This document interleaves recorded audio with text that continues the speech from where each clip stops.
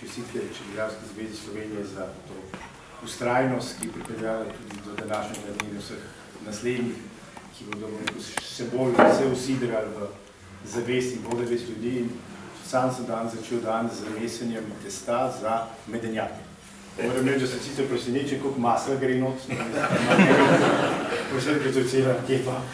Nisem mislil, da je to kolesterola, ampak verjetno je domače slovensko maslo, to mi je malo govorili.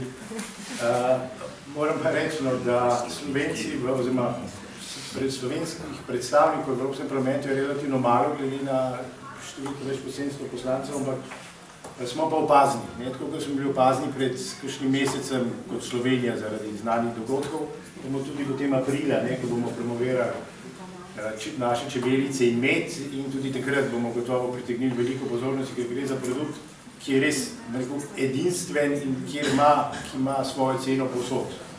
Bi pa samo na dve stvari rad opozoril, tudi z te evropske perspektive.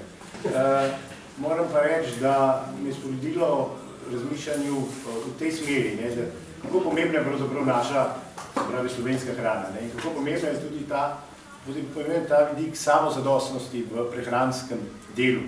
In tukaj Slovenija ima še ogromno rezervo. Gledano procentualno smo recimo na slabšem, kot smo bili pred 30-40 leti, glede samozadostnosti, posebej še na področju zelenjave in nekaterih drugih pridelkov. In tukaj se mi zdi, ker imam tudi predstavnico Ministrstva za kmetijstvo, da tu je treba še dodatne napore vložiti v ta del, ker seveda biti član evropske družine ima seveda tudi določene ogromno prednosti, ima pa tudi določene stvari, na katere moramo biti pozorni.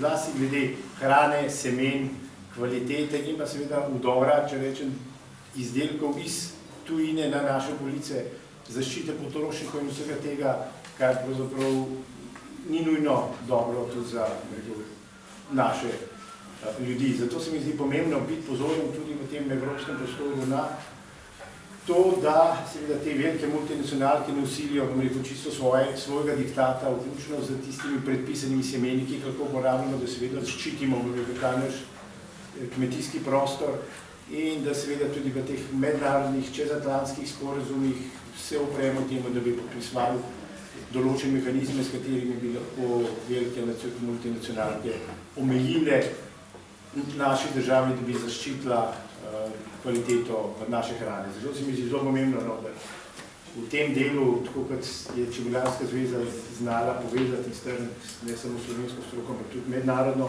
da tudi v tem okviru združimo sile in pokažemo, da ne mar ne samo za čebelice in za med, ampak za celoten ustroj te naše prehrambene verige in da skušamo čim bolj skrajšati pot, kot so rekli, od vil do vilic in da tukaj damo not še dodaten napor.